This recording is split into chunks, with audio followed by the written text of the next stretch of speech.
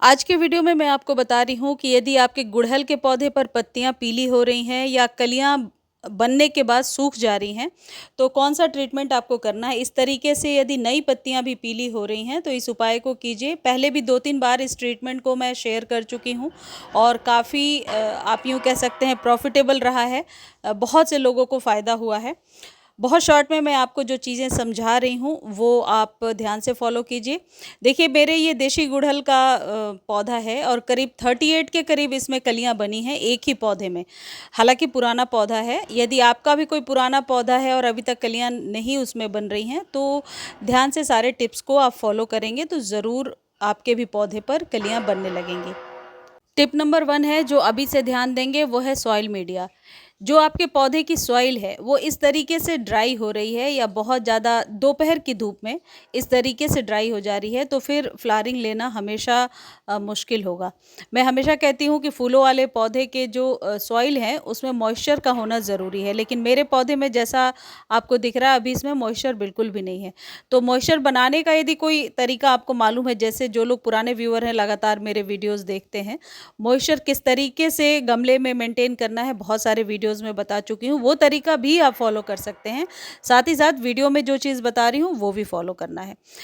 Second सबसे important चीज़ होगी वो ये है कि आपके पौधे पर यदि कलियां बन करके सूख रही हैं तो पौधे को दोपहर के धूप से बचा कर रखिए। कहने का मतलब है, वैसे तो गुड़हल के लिए धूप ज़रूरी है 4 से 5 घंटे की, लेकिन डिपेंड करता है कि आपका पौधा किस जगह पे रखा हुआ है। यदि मॉर्निंग से धूप मिल रही है और कली बनी हुई है और कलियां पीली हो रही हैं, जैसा मेरे पौधे की अभी मैं आपको दिखा रही हूँ, जैसे आप देख रहे हैं ये वाली प्रॉब्लम, कली बनी है लेकिन कली खिल नहीं पा रही है और पौधा कमज़ोर भी है। अब टिप नंबर जो थर्ड है जो बहुत ध्यान से आपको सुनना है वो है कि यदि फ्लावरिंग होने के बाद आप फूलों को अपने पौधे में छोड़ देते हैं तो ऐसा बिल्कुल ना करें। इसे डेड हेडिंग ज़रूर कर दें, कट करके ज़रूर हटा दें। यदि कलियां बहुत सारी बनी हैं तो आप किसी भी प्रकार के एनपीके या एप्सम सॉल्ट का स्प्रे कलियों पर बिल्कुल नहीं करेंगे।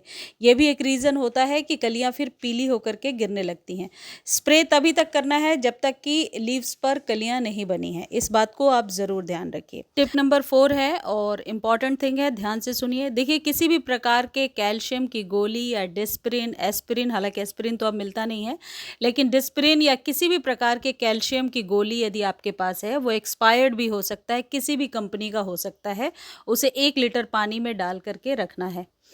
और आप यदि ये वीडियो आप गर्मियों में ना देखकर बरसात में देख रहे हैं या सर्दी के समय देख रहे हैं तो डायरेक्ट एक टैबलेट को एक गमले में दबा देना है सॉइल में, जैसे मैं अभी आगे आपको वीडियो में बताऊंगी। तब तक आप खाद रेडी कर लेंगे। आपको लेना है 1 चम्मच नीम खली और 1 चम्मच वर्मी कंपोस्ट और 1 चम्मच कोकोपीट। ये तीनों चीज़ एक गमले के लिए है, यानी जो हिसाब मैं आपको बता रही हूँ एक एक चम्मच का, ये 8, 10, 12 इंच के गमले के लिए परफेक्ट है। और एक कोई भी कैप्सूल किसी भी कंपनी का हो सकता है, मैं बार बार कह रही हूँ, एक्सपायर्ड गोली भी हो सकती है। इसके फ़ायदे गार्डनिंग में बहुत होते हैं। आप लोग क्रॉस चेक कीजिए, जाइए देखिए, गार्डनिंग में इसका इस्तेमाल बहुत सालों से होता रहा है। इसे घोलिए और उसके बाद गमले में डाल दीजिए जितनी आपकी गमले की रिक्वायरमेंट है। आप चाहें तो ऊपर से फिर नॉर्मल वाटर दे सकते हैं। देखिए, मेरा पौधा तो स्वस्थ है लेकिन पत्तियां झुकी झुकी सिर्फ इसलिए हो रही हैं क्योंकि सॉइल में मॉइस्चर नहीं है, ड्राई बहुत है। इतना ड्राई नहीं होना चाहिए। इसका एक और अल्टरनेटिव है जो मैं बता देती हूँ। देखिए, इस तरीके से फलों के छिलकों को सुखा लीजिए, जो कई बार आपको बताती रही हूँ, और इसे ड्राई करके ऊपर से 1 इंच भर दीजिए। इससे भी मल्चिंग हो जाएगा और इस तरीके से जो सॉइल है वो ड्राई नहीं होगी और मॉइस्चर मेंटेन रहेगा। मॉइस्चर को मेंटेन करने का ये दोनों ही तरीका बहुत ही बेस्ट है। मैं खाद के बारे में फिर से एक बार बता देती हूँ। कोई भी प्रकार की कैल्शियम या डिस्प्रिन की गोली ले सकते हैं, एक्सपायर्ड गोलियां भी हो सकती हैं। एक गमले में एक गोली का हिसाब लगाना है। उसे आप पानी में पहले पानी अपने हिसाब से ले लीजिए, 1-1.5 लीटर उसमें डालिए। जब वो अच्छे से घुल जाता है फिर 1 चम्मच नीम खली, 1 चम्मच वर्मी कंपोस्ट और 1 चम्मच कोकोपीट मिला करके इस मिश्रण को आप पौधे के ऊपर डाल दीजिए। यदि आपको लगता है उसके बाद भी नॉर्मल वाटर डालने की ज़रूरत है तो डाल सकते हैं। और पानी जैसे रेगुलर हम अपने पौधे को देते हैं वैसे देते जाइए। इससे मिट्टी में मॉइस्चर मेंटेन रहेगा। और ये जो प्रोसेस है, ये कैप्सूल यदि डाल रहे हैं तो मंथ में 1 बार, और नीम खली वर्मी कंपोस्ट और कोकोपीट वाला आप 15 दिनों के बाद रिपीट कर सकते हैं। आप देखेंगे गुड़हल में इससे फ्लावरिंग बहुत ज़्यादा होती रहती है। ये जो टैबलेट्स होती हैं कैप्सूल, जो विटामिन या फिर डिस्परिन की है, इसके जो अपने तत्व होते हैं, एलिमेंट्स होते हैं, वो आपके पौधे के सॉइल को बहुत ही ज़्यादा मॉइस्चर देने का काम करते हैं और भी इसके बहुत सारे फ़ायदे हैं। तो यदि आप बरसातों में इसको यूज़ कर रहे हैं या सर्दियों में, तो डायरेक्टली सॉइल में दबा दीजिए और 1 महीने बाद रिपीट कर लीजिए।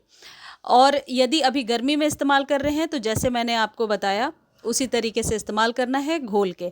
इसका इस्तेमाल आप शाम या सुबह के समय कर सकते हैं, लेकिन धूप में बिल्कुल भी नहीं करना है। जैसा कि आप देख रहे हैं मेरे पौधे पर अभी धूप नहीं पड़ रही है। पौधे को लश ग्रीन बनाकर रखने के लिए स्प्रे एक बहुत ही अच्छा तरीका हो सकता है। आप चाय पत्ती वाला स्प्रे कर सकते हैं, जो कई बार मैंने आपको बताया है। और ये जितने भी हाइब्रिड वाले गुड़हल हैं, इन्हें आप दोपहर की धूप से ज़रूर बचा कर रखें। यदि आपने पौधे को ज़मीन में लगा रखा है तो चारों तरफ से गुड़ाई करके इसी खाद को 10 गुना बढ़ा करके दे सकते हैं और ऊपर से सॉइल से ढक सकते हैं। पानी डेली दीजिए। ये 4-5 चीज़ों का ख्याल रखिए, आपके गुड़हल के पौधे में बहुत सारी फ्लावरिंग होने लगेगी। मुझे उम्मीद है वीडियो आपको बहुत अच्छी लगी होगी। धन्यवाद।